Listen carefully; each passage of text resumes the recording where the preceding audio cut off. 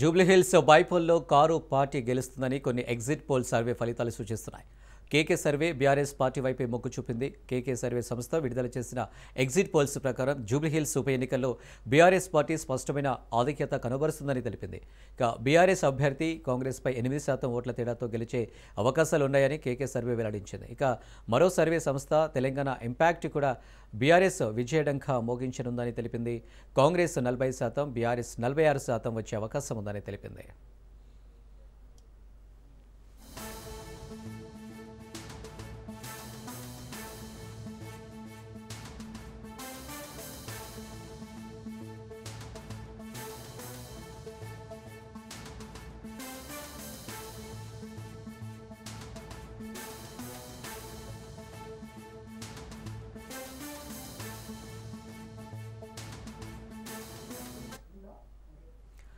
మాగంటి గోపీనాథ్ ఆకస్మిక మరణంతో జూబ్లీహిల్స్ ఉప ఎన్నిక అనివార్యమైంది. పోలింగ్ ముగియగా 14వ తేదీన ఓట్ల లెక్కింపు జరగనుంది. జూబ్లీహిల్స్ బరిలో 58 మంది అభ్యర్థులు నిలిచారు. ప్రధానంగా 3 పార్టీల మధ్య పోటీ నెలకొంది. బీఆర్ఎస్ నుంచి బరిలో మాగంటి సునీత గోపీనాథ్, కాంగ్రెస్ నుంచి బరిలో నవీన్ యాదవ్, బీజేపీ నుంచి బరిలో లంకల దీపక్ రెడ్డి నిలబడ్డారు. నవంబర్ 14న జూబ్లీహిల్స్ ఉప ఎన్నిక ఫలితం వెలువడనుంది. కేకే సర్వే, తెలంగాణ ఇంపాక్ట్ సర్వేలో కారు గెలుపొందే అవకాశం ఉందని తెలిపాయి.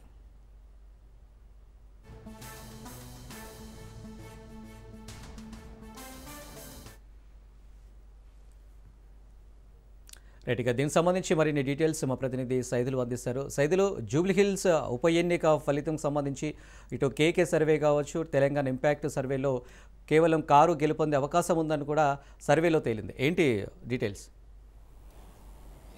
ఎస్ అనిల్, జూబ్లీహిల్స్ ఉప ఎన్నిక పోలింగ్ ముగిసింది. అయితే ఎవరు గెలుస్తారని రెండు తెలుగు రాష్ట్రాల్లో చాలా ఆసక్తి అనమాట. ఎందుకంటే చాలామంది బెట్టింగ్ కూడా పెట్టారు. సో ఏ పార్టీ గెలవబోతుంది, సిట్టింగ్ స్థానం బీఆర్ఎస్ పార్టీ గెలవబోతుందా, లేదంటే కాంగ్రెస్ పార్టీ అంటే అధికారంలో ఉంది కాబట్టి అధికార కాంగ్రెస్ పార్టీ గెలవబోతుందా, ఎవరు గెలవబోతున్నారు అనేది కూడా కొంత ఆసక్తి మనకి. సో కొన్ని సర్వేలు మాత్రం బీఆర్ఎస్ పార్టీ ఖచ్చితంగా గెలిచి తీరుతుందని చెప్పేసి కూడా సర్వే వెల్లడైంది. కేకే సర్వే, ముఖ్యంగా కేకే సర్వేలో భాగంగా బీఆర్ఎస్ పార్టీ సిట్టింగ్ స్థానం భారీ మెజారిటీ తోటి గెలవబోతుంది అని చెప్పేసి కూడా చెప్పడం జరిగింది. ఎందుకంటే పోలింగ్ కంటే ముందు కేకే సర్వే నిర్వహించింది. జూబ్లీహిల్స్ నియోజకవర్గంలో ఉన్నటువంటి మొత్తం 7 డివిజన్లో సర్వే చేశారు. ఏ డివిజన్లో ఏ పార్టీకి ఎంత మెజారిటీ వస్తుందని కేకే సర్వే చేసింది. ఉన్నటువంటి 7 డివిజన్లో బీఆర్ఎస్ పార్టీకి చాలా స్పష్టమైన మెజారిటీ రాబోతుందని పోలింగ్ కంటే ముందే కేకే సర్వే చెప్పింది. ఇప్పుడు పోలింగ్ ముగిసింది. సో ఇక పోలింగ్ ముగిసిన తర్వాత 7 డివిజన్ల సిచ్యువేషన్ ఎలా ఉంది అన్న దానిపైన సర్వే చేసింది. సర్వే చేసిన తర్వాత ఒక క్లారిటీ ఇచ్చింది కేకే సర్వే. సో ఖచ్చితంగా బీఆర్ఎస్ పార్టీ విజయం సాధించబోతుంది భారీ మెజారిటీ తోటి అని చెప్పేసి కూడా చెప్పడం జరిగింది. సో ఇక ఓవరాల్గా చూస్తే మాత్రం అన్ని డివిజన్లో బీఆర్ఎస్ పార్టీకి ఎక్కువ మెజారిటీ వచ్చే అవకాశం ఉందని కూడా కేకే సర్వే చెప్తుంది. ఎంగల్రావు నగర్లో కూడా ఎక్కువ భారీ మెజారిటీ వచ్చే అవకాశం ఉంది. షేక్పేట, ఎర్రగడ్డ, యూసఫ్గూడ, అదేవిధంగా శ్రీనగర్ కాలనీ. సో ఇట్లా చూస్తే మొత్తం బోరబండ, రెహమత్ నగర్, మొత్తం 7 డివిజన్లో కూడా స్పష్టమైన మెజారిటీ బీఆర్ఎస్ పార్టీకి వచ్చే అవకాశం ఉంది. ఎక్కువ మంది బీఆర్ఎస్ పార్టీకి కారు గుర్తుకే ఓటేశారని చెప్పేసి కూడా కేకే సర్వే చెప్తుంది. సో 49% ఓటింగ్ బీఆర్ఎస్ పార్టీకి వచ్చినట్లు కేకే సర్వేలో తేలింది. కారు గుర్తుకి బీఆర్ఎస్ పార్టీకి ఓటేసినట్టు కూడా చెప్తున్నారు. ఇక హస్తం గుర్తుకి కాంగ్రెస్ పార్టీకి 41% మాత్రమే ఓటింగ్ నమోదైందని కూడా ఆయన చెప్తున్నారు. ఇక బీజేపీకి చూస్తే మాత్రం 8% మాత్రమే ఈసారి ఓట్లు వచ్చే అవకాశాలు ఉన్నట్టుగా కూడా చెప్తున్నారు. గతంతో పోలిస్తే ఈసారి బీజేపీకి చాలా వరకు ఓటింగ్ బీజేపీకి తగ్గుతుందని చెప్పేసి కూడా ఆయన చెప్పారు. కాబట్టి ఖచ్చితంగా బీఆర్ఎస్ పార్టీ జూబ్లీహిల్స్ నియోజకవర్గంలో ఉప ఎన్నికల్లో విజయం సాధించబోతుందని చెప్పేసి కూడా కేకే సర్వే చెప్పింది. ఇక ఇంకో సర్వే చూస్తే తెలంగాణ ఇంపాక్ట్ సర్వేలో కూడా బీఆర్ఎస్ పార్టీ గెలవబోతుందని కూడా చెప్పడం జరిగింది.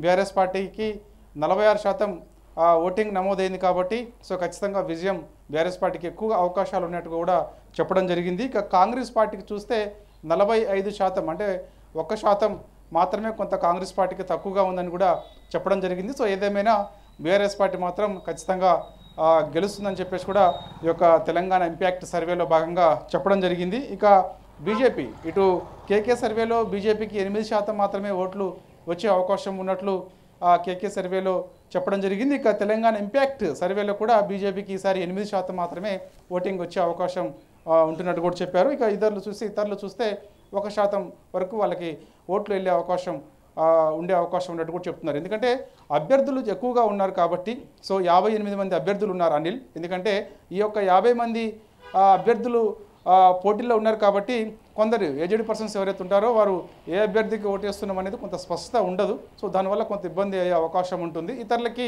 ఆ యొక్క ఓటు షిఫ్ట్ అయ్యే అవకాశం ఉంటుంది. సో ప్రధానంగా చూస్తే 3 పార్టీల మధ్య ప్రధాన పోటీ ఉండే అవకాశం ఉంటుందని చెప్పేసి పోలింగ్ కంటే ముందు మనకి నోటిఫికేషన్ వచ్చినప్పుడు అందరూ భావించారు. కానీ తీరా చూస్తే ఓన్లీ కాంగ్రెస్ బీఆర్ఎస్ మధ్యనే పోటీ ఉండి అవకాశం ఉన్నట్టు కూడా మనకి చెప్పవచ్చు. కాబట్టి ఇప్పుడు చూస్తే మాత్రం పోలింగ్ ముగిసింది. సో మనకి ఎల్లుండి మనకి కౌంటింగ్ భాగంగా చూస్తే మాత్రం సర్వేలు కౌంటింగ్ ఉంటుంది. కౌంటింగ్లో భాగంగా మరి చూడాలి ఈసారి ఏ పార్టీ విజయం సాధించబోతుందని కూడా తర్వాత తెలుస్తుంది. కానీ సర్వేలు మాత్రం ఖచ్చితంగా ఇటు కేకే సర్వే కానీ తెలంగాణ ఇంపాక్ట్ సర్వే మాత్రం ఖచ్చితంగా బీఆర్ఎస్ పార్టీనే విజయం సాధించబోతుందని కూడా చెప్పడం జరిగింది. సో కేకే సర్వేలో మాత్రం షేక్పేట డివిజన్, ముఖ్యంగా షేక్పేట డివిజన్లో ఈసారి బీఆర్ఎస్ పార్టీకి ఎక్కువ మెజారిటీ వచ్చే అవకాశం ఉన్నదని కూడా చెప్తున్నారు.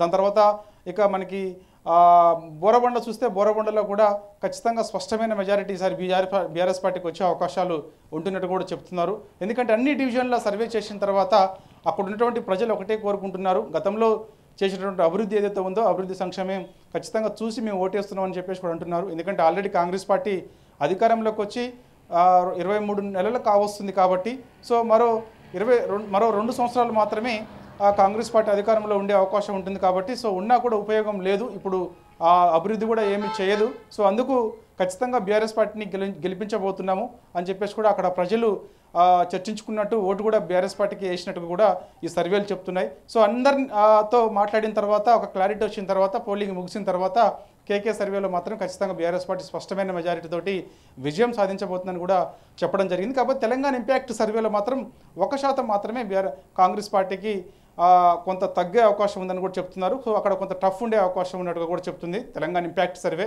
ఎందుకంటే బీఆర్ఎస్ పార్టీకి ఒకసారి చూస్తే 46% ఓటింగ్ నమోదైనట్టుగా కూడా చెప్తున్నారు. సో 1% అంటే 45% కాంగ్రెస్ పార్టీకి, అంటే 1% తేడా ఉంది. చూడాలి మరి ఇక 1% అనేది తర్వాత మనకి కౌంటింగ్ రోజు క్లారిటీ వచ్చే అవకాశం ఉంటుంది, ఏ పార్టీకి ఎంత మెజారిటీ రాబోతుంది ఏంటనేది. సరే ఎవరు గెలిచినా సరే చాలా తక్కువ మెజారిటీతోటే గెలిచే అవకాశాలు ఉంటాయని చెప్పేసి కూడా సర్వేలు చెప్తున్నాయి. సో కానీ బీఆర్ఎస్ పార్టీ మాత్రం ఖచ్చితంగా విజయం సాధించబోతుంది. చాలా చోట్ల కొందరు రిగ్గింగ్ పాల్పడ్డారని ఆరోపణలు కూడా బీఆర్ఎస్ పార్టీ చేసింది. బీఆర్ఎస్ పార్టీ అభ్యర్థి మాగంటి సునీత కూడా ఆమె అదే చెప్పింది. ఆమె పోలింగ్ సరళి పరిశీలించింది. సో ఉన్నటువంటి డివిజన్లో మొత్తం 403 పోలింగ్ కేంద్రాలు ఉన్నాయి కాబట్టి జూబ్లీ హిల్స్ నియోజకవర్గంలో మొన్న పోలింగ్ రోజు సో ప్రతి ఒక్క పోలింగ్ కేంద్రం దగ్గర తిరిగినప్పుడు ఆమె అక్కడ పోలింగ్ సరళిని ఆమె పరిశీలించిన తర్వాత చాలా చోట్ల కాంగ్రెస్ పార్టీ రిగ్గింగ్ పాల్పడుతుందని కూడా ఆమె ఆరోపణలు కూడా చేయడం జరిగింది. సో యూసఫ్ కూడా మొహమ్మద్ ఫంక్షన్ హాల్లో నాన్ లోకల్స్ పెద్ద మొత్తంలో 1000 మంది ఉన్నట్లు కూడా గుర్తించారు. సో అది కూడా పెద్ద ఇష్యూ అయింది, అందరికీ తెలిసిన విషయమే.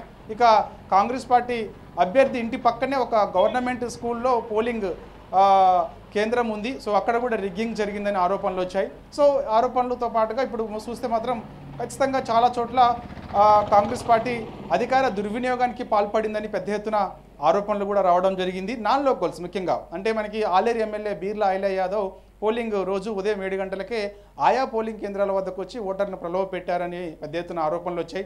దానిపైన కంప్లైంట్ చేసింది బీఆర్ఎస్ పార్టీ.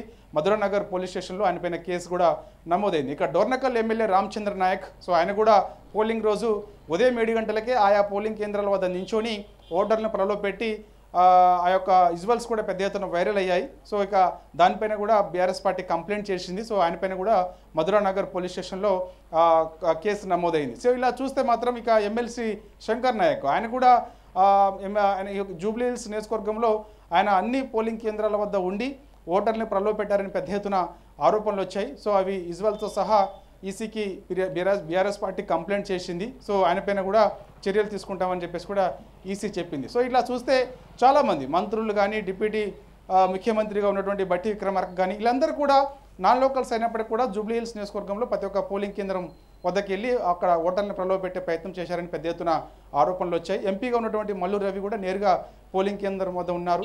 సో ఇలాంటివన్నీ కూడా పెద్ద ఎత్తున జరిగాయి కాబట్టి సో అధికార దుర్వినియోగానికి కాంగ్రెస్ పార్టీ పాల్పడింది. సో ఎవరైతే ఆయా పోలింగ్ కేంద్రాల వద్దకు ఓటర్లు వస్తారో వారికి నేరుగా ఆయా పోలింగ్ కేంద్రాల వద్దనే డబ్బులు పంచారని చెప్పేసి కూడా ఆరోపణలు వచ్చాయి. సో చాలా చోట్ల సీసీ కెమెరాలు కూడా రికార్డ్ అయ్యింది. సో ఒక చోట క్యూ లైన్లో ఉన్నటువంటి ఓటర్లకు కాంగ్రెస్ పార్టీ చెందినటువంటి నాయకులు డబ్బులు పంచుతున్నటువంటి విజువల్స్ కూడా సీసీ కెమెరాలో రికార్డ్ అయింది. అది బీఆర్ఎస్ పార్టీ కూడా విడుదల చేసింది, ఐసీకి కూడా కంప్లైంట్ చేయడం జరిగింది. సో ఇలా చూస్తే అధికార దుర్వినియోగానికి కాంగ్రెస్ పార్టీ ఎక్కువగా పాల్పడింది. సో అయినా సరే ఖచ్చితంగా బీఆర్ఎస్ పార్టీ విజయం సాధించబోతుంది. ఒక మహిళ, ఎందుకంటే ఆల్రెడీ తన భర్త గోపీనాథ్ 15 ఏళ్ల పాటు ఇక్కడ జూబ్లీహిల్స్ నియోజకవర్గంలో చేసినటువంటి అభివృద్ధి సంక్షేమం ఖచ్చితంగా గెలిపించి తీరుతుందని చెప్పేసి కూడా చెప్తున్నారు. ఎందుకంటే ఆయన 2014లో ఎమ్మెల్యేగా గెలిచారు. అనేక అభివృద్ధి సంక్షేమం ప్రజలకు, ఎందుకంటే జూబ్లీహిల్స్ నియోజకవర్గం లో ఎక్కువగా బస్తీలే ఉంటాయి కాబట్టి, సో పేరుకే జూబ్లీహిల్స్ కానీ ఉండేది మొత్తం బస్తీలే కాబట్టి బస్తీ సమస్యలు తీర్చారనేది కూడా ఉన్నది కాబట్టి, సో అందుకు ఖచ్చితంగా మాగంటి గోపీనాథ్ని చూసి మాగంటి సునీతకి ఖచ్చితంగా ఓటేశారు, కారు గుర్తుకు ఓటేశారు. మాగంటి సునీతని విజయం సాధించబోతుందని కూడా చెప్తున్నారు. సో దాంతోపాటు సర్వేలు కూడా అదే చెప్తున్నాయి. ఖచ్చితంగా బీఆర్ఎస్ పార్టీ జూబ్లీహిల్స్ నియోజకవర్గంలో విజయం సాధించబోతుందని కూడా కేకే సర్వే, అదేవిధంగా తెలంగాణ ఇంపాక్ట్ సర్వే కూడా అదే చెప్తుంది. సో ఎన్ని ప్రలోభాలు పెట్టినా ఏం చేసినా కూడా ఓటర్లు స్వచ్ఛందంగా ఆయా పోలింగ్ కేంద్రాల వద్దకు వచ్చి ఓటేశారు, కారు గుర్తుకు ఓటేశారు, బీఆర్ఎస్ పార్టీకి పట్టం కట్టబోతున్నారని కూడా చెప్తున్నారు. సో ఓటింగ్ శాతం మనకి చూస్తే తక్కువగానే నమోదని చెప్పవచ్చు. ఎందుకంటే గతంతో పోలిస్తే ఈసారి 1% మనకి ఎక్కువగా నమోదైంది తప్ప పెద్దగా ఎక్కువగా నమోదు కాలేదు. ఎందుకంటే 4 లక్షల వరకు ఉన్నటువంటి ఈ యొక్క జూబ్లీహిల్స్ నియోజకవర్గంలో ఉన్నటువంటి ఓటర్లు తీరా చూస్తే మనకి 2,50,000 ఓటర్లు కూడా పోలింగ్ కేంద్రాల వద్దకు రాలేకపోయారని కూడా ఆరోపణలు ఉన్నాయి. సో కాబట్టి ఖచ్చితంగా వచ్చినటువంటి వారు ప్రతి ఒక్కరు కూడా, యువత కానీ లేకపోతే ఏజ్డ్ పర్సన్స్ కానీ లేకపోతే అందరూ ఎవరైనా సరే అందరూ కూడా ఖచ్చితంగా కారు గుర్తుకే బీఆర్ఎస్ పార్టీకి పట్టం కట్టేలా కూడా అందరూ పోలింగ్ కేంద్రాల వద్దకు వచ్చి ఒక మహిళని గెలిపించబోతున్నారు ఉప ఎన్నికల్లో అని చెప్పేసి కూడా చెప్తున్నటువంటి పరిస్థితి కనిపిస్తుంది. సో దానిలో భాగంగానే బీఆర్ఎస్ పార్టీ కూడా ధీమా వ్యక్తం చేస్తుంది. సో ఖచ్చితంగా గెలుస్తామని చెప్పేసి కూడా ఉంటున్నాయి. కొన్ని సర్వేలు కొందరికి అనుకూలంగా మార్చుకున్నారు చివరి నిమిషంలో అని చెప్పేసి కూడా చెప్తున్నటువంటి ఆరోపణలు కూడా వస్తున్నాయి. ఎందుకంటే కాంగ్రెస్ పార్టీ గెలుస్తుందని చెప్పేసి చాలా సర్వేలు చెప్తున్నాయి, కానీ అని ఏది కూడా కాదు. వాస్తవం ఖచ్చితంగా మనకి కౌంటింగ్ రోజు తెలుస్తుంది. సో ఖచ్చితంగా బీఆర్ఎస్ పార్టీ విజయం సాధించబోతుందని చెప్పేసి కూడా చెప్తున్నారు కేకే సర్వే. ఎందుకంటే పోలింగ్ కంటే ముందు కేకే సర్వే కూడా ఇదే చెప్పింది. ఎక్కడ ఉన్నటువంటి ఎక్కడ ఏ డివిజన్లో ఎంత మెజారిటీ బీఆర్ఎస్ పార్టీకి రాబోతుంది ఏంటి అనేది కూడా చాలా స్పష్టంగా చెప్పింది. తెలంగాణ ఇంపాక్ట్ సర్వే కూడా అదే చెప్పింది. సో ఇప్పుడు కూడా పోలింగ్ ముగిసింది కాబట్టి సో ఇప్పుడు కూడా ఖచ్చితంగా బీఆర్ఎస్ పార్టీ జూబ్లీహిల్స్ నియోజకవర్గంలో విజయం సాధించబోతుందని చెప్పేసి కూడా సర్వేలు చెప్తున్నాయి. Anil. Right Saidulu, thank you.